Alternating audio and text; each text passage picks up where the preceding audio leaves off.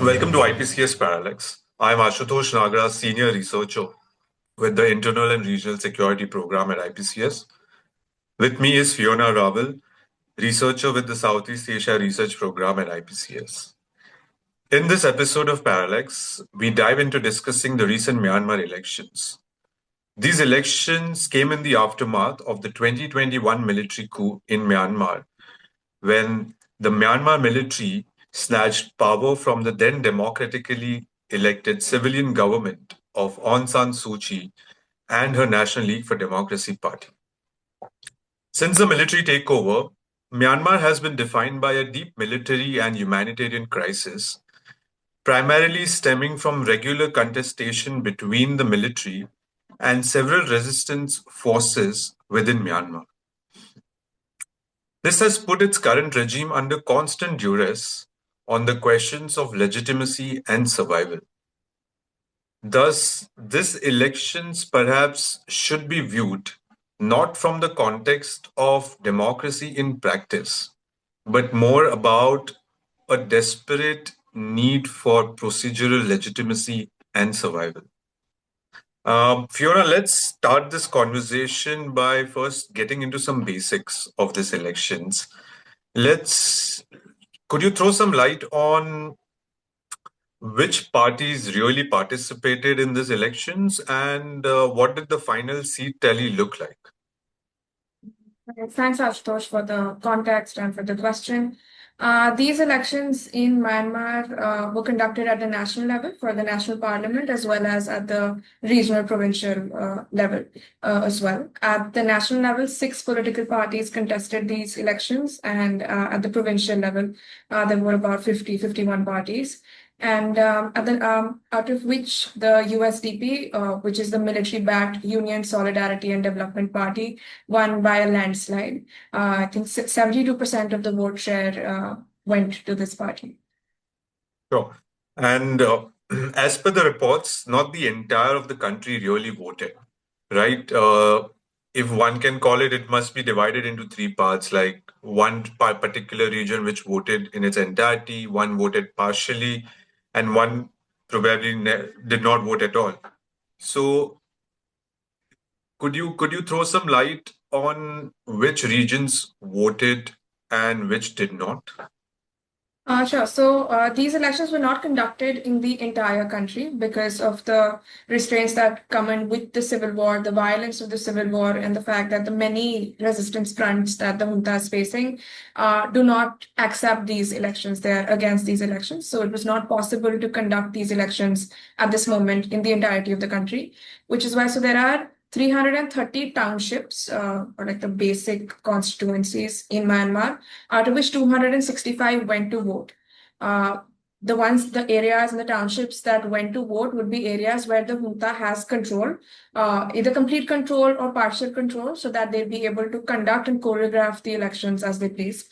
Most of the areas which are outside of junta control, which would be, say, the Rakhine state, which is primarily under the control of the Arakan army, or the Shan state, though most townships in that area did not go to vote. All right. Let's now then discuss what is the primary differentiating factor between 2020 and 2025. Again, it's not that it's the military regime or the civilian bit, but what differentiates it from a more electoral perspective? Because there has been one of the primary changes that has come into picture is an adaptation or coming of a new electoral law in Myanmar, right? Between 2020 to this recent elections of 25-26. What does this electoral law look like? Number one. And also, one has noted that there is also a shift or an inclusion of a new political system or an electoral system in Myanmar now, from the first past the post system to a more newer inclusion of proportional representation. So, what does these two things include? Yeah, so a lot has changed between the 2020 elections, which Suu Kyi's National League for Democracy then won, versus the one that were recently conducted. So in terms of electoral laws or laws looking specifically towards the elections, there were 3 main changes or three new things that happened. The first one happened in 2023, which was the new political party registration law that came up in 2023, which called for the re-registration of all political parties. So all political parties would have to re-register themselves within 2 months of the law being enacted, or automatically be disqualified or disbarred. This law put up new conditions for the political parties to qualify. So basically, they would have to have a minimum force of 100,000 people, which increased to 100,000 from 1,000. So that's a sharp jump. The minimum number of funds that these parties as organizations need to show also increased exponentially, which makes it very difficult for these parties to fulfill these criteria of qualification in themselves. So, and especially with the background of the civil war and the difficulties that entails.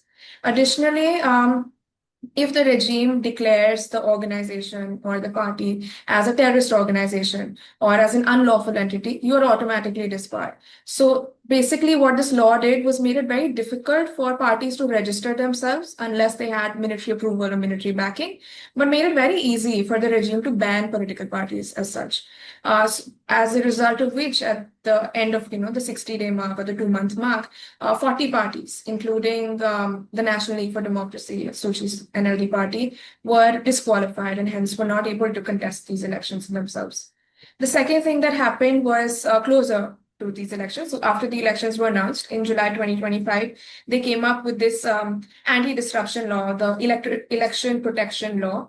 It was formulated as an anti-disruption law, but really, in a sense, was an anti-critique law. So if you are found guilty of critiquing, objecting to, or disrupting these elections or the run-up to these elections in any way, that's a punishable offense. And the punishment can range from 3 years in jail to the death penalty. So very intense that way. And for crimes as minor as liking posts on social media which criticize these elections, people have been put into jail. I think between July and November of last year, approximately 100 people were already jailed as part of this new laws, which really muzzled not just the people, but also news agencies and organizations as well. Nobody's allowed to offer critique here. And lastly, as you mentioned, proportional representation as a method of calculating seats and votes has been introduced, but only in the House of Nationalities of the National Parliament, or the upper house of the National Parliament. Whereas the lower house, the House of Representatives, still continues with the first past the post system. This was really a move to cement and sort of foolproof the USDP's majority presence in the House, because in the previous elections, they performed very poorly. They got about like 6% of the vote. So in order to really cement their place, sort of change has also been orchestrated. So these would be the three main legal. All right.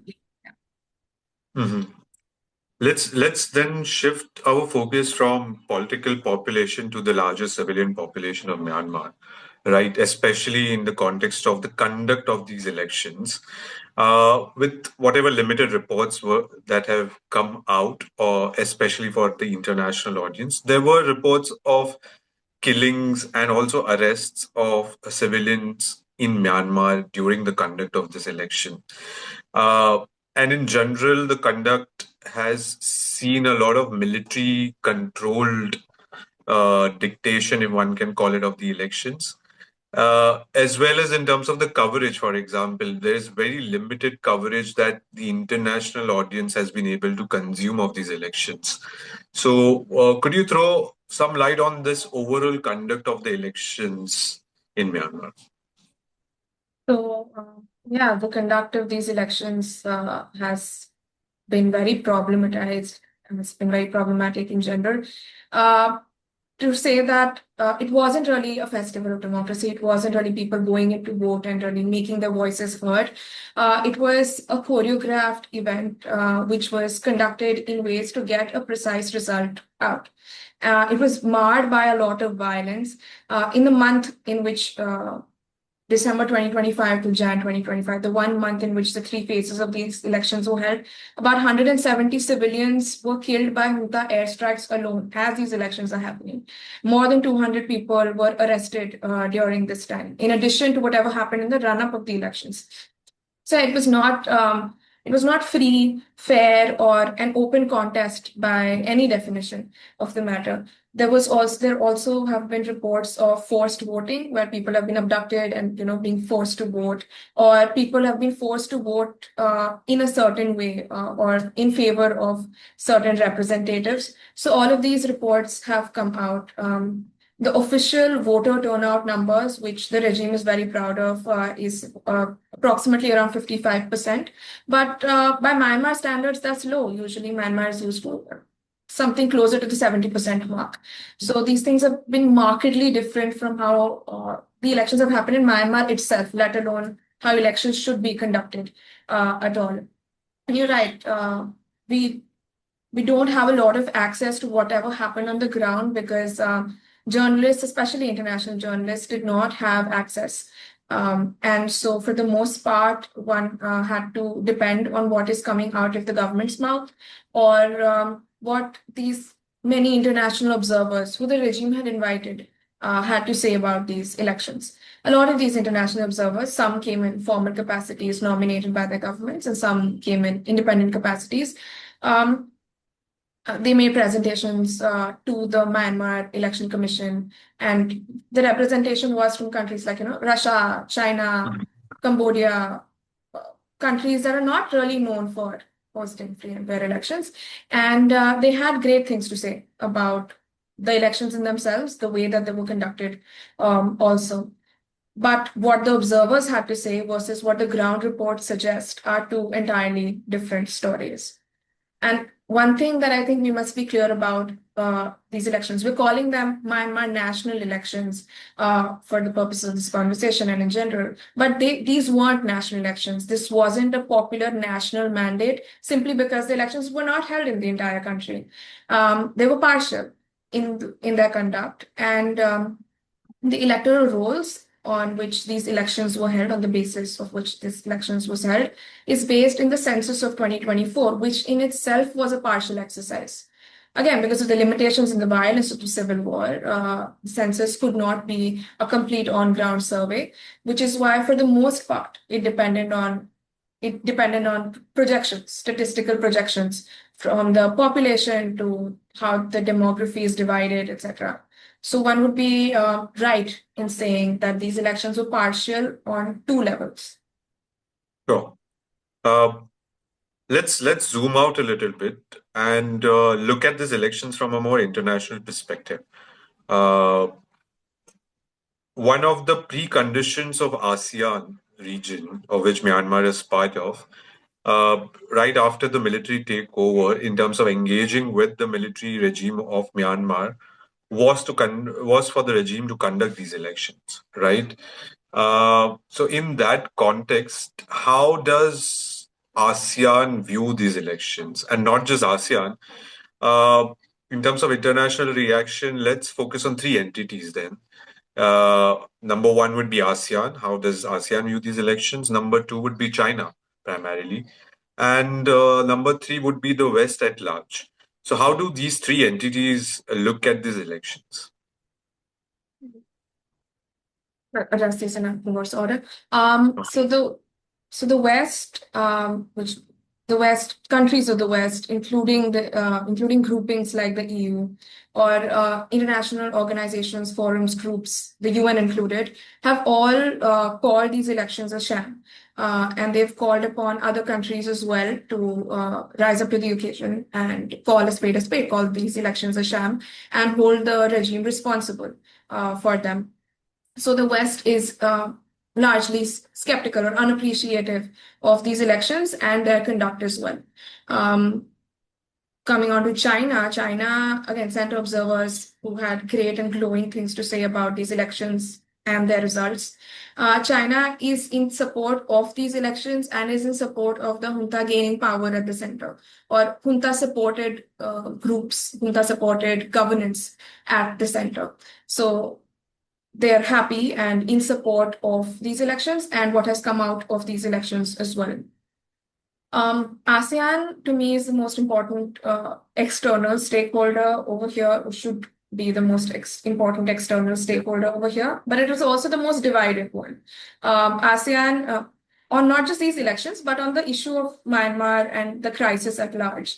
So there's two groups, wherein there'll be one with countries like Malaysia or Singapore, which want a more strict outlook towards the regime and look at them with a more critical eye, look at them, their presence, and their actions with a more critical eye in view of this crisis. And the others would be countries like Vietnam or Cambodia, which have sympathies for the junta government and have continued their interactions as they've been. Because of this divide within the grouping, there's been a lack of cohesive response or intervention into the crisis and the situation at large, which is why ASEAN did not send observers as a grouping. It towards the end, individual countries, whoever wanted to, ended up sending representatives if they wanted to. So there's been no cohesive response from the grouping in itself, which adds to the direness of the situation that Myanmar finds itself in. And but I think there's some recalibration that's happening within ASEAN as well in their interactions with Myanmar at the moment, simply because I hope, and I'm sure there is also a sort of recognition that this sort of outreach that they've had or lack thereof has not worked. And there needs to be some redoing, some recalculation of efforts. And you see that in changes of language, wherein Myanmar's process is not called a democratic transition anymore. It's just a transition now. And I think they might lower their threshold of interacting with the regime simply because not interacting has not helped so far. But I think the baseline will still be cessation of violence from the center, or cessation of the sort of intensity that the civil war has seen, especially in the past year and a half, a significant dial down in that regard. So that's where I think ASEAN stands. Sure. In our introduction, we spoke about two concepts of survival and legitimacy, right? While legitimacy as a concept can be tied to this international reactions, but both the concepts together can be tied largely to the domestic populace of Myanmar and their reactions to these elections. In that regards, what does the next step or steps look like in the aftermath of these elections? By which I mean, number one would be in terms of the parliament formation, right, or the government formation as well. The new parliament will be in process starting March or April. So what would that parliament look like? Would it be military heavy? Would it be like a mixture of civilian military or a more military backed civilian parliament and also a government? And most importantly, and to the second point of this question, would be there is a massive trust deficit between the military government and the population of Myanmar at large. So, what does this mistrust mean in terms of this post-election scenario? Not just for the incoming government, if one were to call it so, but also for the future of the country. Right now, both important aspects to look at. In terms of the formation of the government and what the government would look like, it will be military heavy or former, recently military individuals heavy, simply because the USDP is a military-backed, military-supported, military constituent party.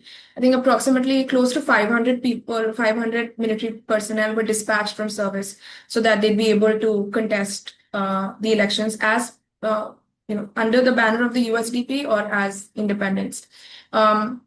The second largest party in the parliament at the moment is the NUP, the National Unity Party, which is also mostly individuals who were once formerly military. So although they contest against the USDP, but on various fundamental matters, various structural matters like division of power and how much power the center should have and how much autonomy the provinces should have. On fundamental matters like this, they agree. So the ideology is of a certain sort. And of course, add to that the fact that a lot of most opposition leaders and any sort of prominent leadership, prominent ethnic leadership is in jails. So the parliament and the leadership will look a certain way. And getting to your second point immediately, which is quite true, there is a two-way trust deficit running in Myanmar. The junta does not trust the people, which is why the elections were choreographed in such a precise and such a tight manner, where there is no sort of variable left to chance, so that the result is exactly and precisely in the direction as they'd want it.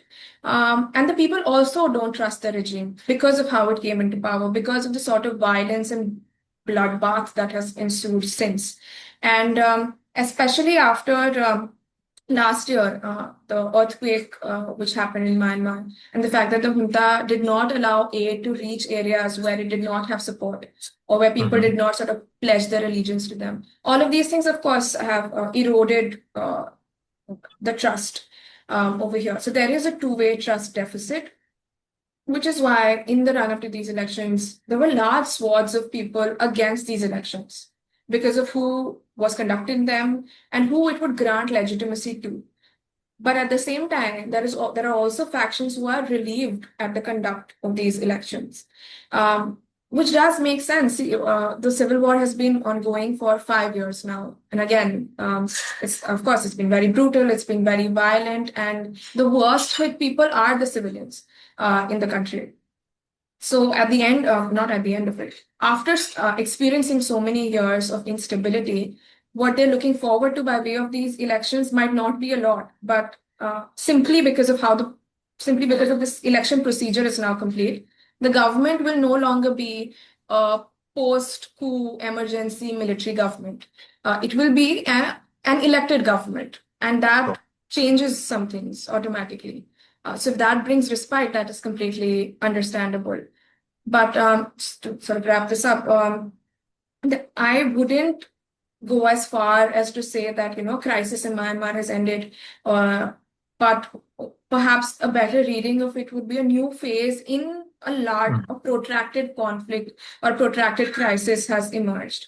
Because despite the fact that these elections have now happened, some ground realities remain the same. The civil war continues, the violence and the intensity of the civil war continues unabated. The amount of contestations that the regime at the center has is still strong. 40% of Myanmar's territory is outside of the junta's control, and therefore really outside the scope of the conversation that we just had. But so this, I think if we sort of ground our understanding of the election and of where Myanmar stands in these ground realities, then we might be able to approach it in a more realistic manner. Sure. Thanks, Fiona. This has been a very comprehensive conversation. And as you mentioned very rightly, that while it was once a post-coup military government, it now is a post-election military/civilian government, however it would look like. And that possibly allows the current regime to gain that sort of legitimacy. Democratic or not would be a very subjective conversation to be had. But as you rightly mentioned, that this will be a new phase that Myanmar enters since 2021 for sure, and it would be pertinent to study, read, and possibly focus and also discuss on what this new phase looks like. Will it be dialing down of crisis?